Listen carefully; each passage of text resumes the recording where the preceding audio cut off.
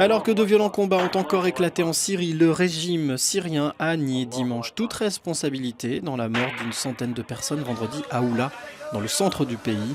Selon le régime de Bachar el-Assad, cet acte est dû à des terroristes et il a annoncé l'ouverture d'une enquête sur ces violences. Sans se prononcer sur les auteurs de la tuerie, le chef des observateurs de l'ONU en Syrie, le général Robert Mood, avait confirmé samedi l'usage d'artillerie tirée depuis des chars. C'est une interview qui risque de ne pas arranger les relations entre le Fonds monétaire international et la Grèce. La directrice du FMI, Christine Lagarde, a ouvertement critiqué la situation grecque. Des propos condamnés par les principaux intéressés qui se sont dit avoir été humiliés en cette période de crise. Christine Lagarde maintient la pression sur Athènes. Bien que désavouée lors des élections législatives du 6 mai par les Grecs, la directrice du FMI n'a pas l'intention d'adoucir le plan de rigueur imposé à la Grèce. Et quand un journaliste britannique lui demande si elle pense aux difficultés rencontrées par la population, elle répond sans compassion. Je pense qu'ils devraient s'aider mutuellement en payant tous leurs impôts. Je pense davantage à ces petits-enfants d'une école d'un petit village du Niger qui ont davantage besoin d'aide que la population d'Athènes. Une leçon de civisme fiscal très peu appréciée à Athènes. Des responsables politiques l'accusent même d'avoir humilié le peuple grec. Madame Lagarde ferait bien de venir voir les gens ici et pas les politiciens. Elle verrait qu'on a faim, combien on travaille et ce que nous avons déjà payé à l'État. Je crois effectivement qu'il y a une partie des Grecs qui pourrait payer davantage. D'autres commentaires parfois acerbes sur la page Facebook de Christine Lagarde, qui tempère ses propos. Comme je l'ai dit à de nombreuses reprises, j'éprouve beaucoup de sympathie pour le peuple grec, pour les défis auxquels il est confronté. La Grèce s'est vue imposer depuis 2 ans un programme d'assainissement de son économie, une baisse draconienne de ses dépenses publiques, mais aussi des réformes contre la corruption et l'évasion fiscale. Smartphone, iPhone, Android, tablette, bienvenue dans le royaume du numérique mobile, des outils qui se vendent comme des petits pains, même si certains y voient plus de futilité que d'utilité. Et pourtant, les créateurs d'applications redoublent d'inventivité pour aider les consommateurs. Ni papier, ni stylo. Quand Alexandra Lisi prépare sa liste de courses, c'est avec son smartphone qu'elle vérifie le contenu du réfrigérateur à coup de scanner. L'application récapitule la liste de courses, puis cherche le magasin le moins cher à côté de chez elle. Un moyen de faire des économies jusqu'à 200 € par an.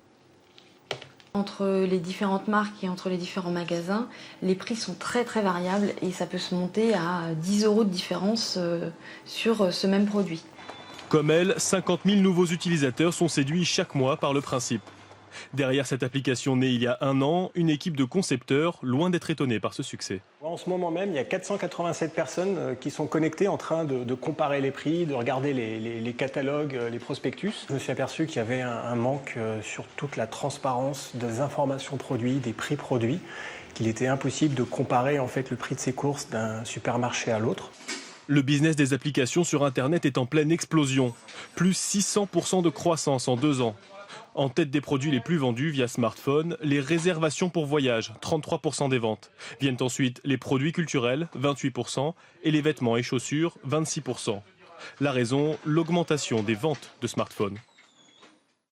Il y a de plus en plus d'internautes en fait, qui n'utilisent plus l'ordinateur pour se connecter au web. En fait, on a une explosion de la mobilité. Voici une autre application qui permet de faire des économies en revisitant le principe des bons de réduction.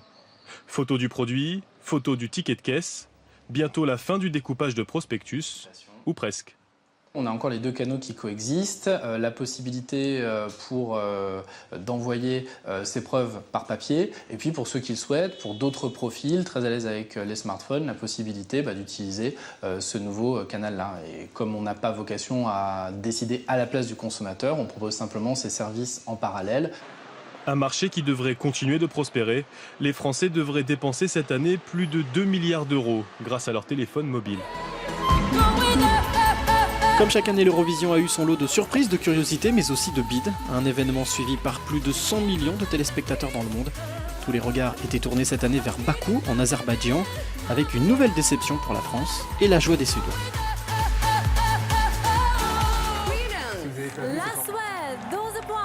Des 12 points à l'appel Et la Suède remporte l'Eurovision grâce à une brune de 28 ans d'origine marocaine, dont la mise en lumière finale tranchait avec celle de sa prestation.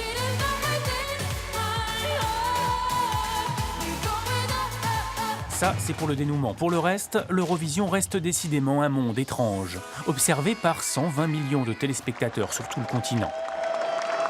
Un monde où s'entrecroisent des Turcs déguisés en chauve-souris. Une réincarnation des frères Bogdanov, version irlandaise, ou douche écossaise, selon. Ou encore d'authentiques poupées russes venues des plaines de l'Oural pour faire de la pâtisserie. On peut appeler ça de l'audace, en tout cas ça paye puisque le gang des grands-mères termine deuxième, juste devant la Serbie. L'Eurovision, un monde où le plaisir des yeux l'emporte souvent largement sur celui de nos pauvres oreilles.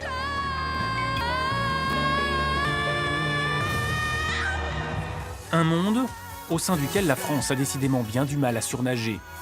Angoune et ses gymnastes terminent à une bien triste 22e place. C'est 7 places de perdu par rapport à l'an dernier. L'an prochain, le plus vieux télécrochet d'Europe aura donc lieu à Stockholm. Et comme on dit chaque année, on a déjà hâte d'y être. Une image avant de refermer cette édition, c'est celle de ce pont mondialement connu, le pont du Golden Gate à San Francisco, qui a soufflé ses 75 bougies. Le plus illustre monument de la ville, dont l'élégante silhouette rouge-orangée suspendue à l'entrée de la baie de Frisco attire chaque année quelques 10 millions de visiteurs. Des festivités autour du pont sont prévues durant toute l'année 2012, avec notamment l'ouverture il y a un mois d'un nouveau centre d'accueil pour les visiteurs à l'entrée sud.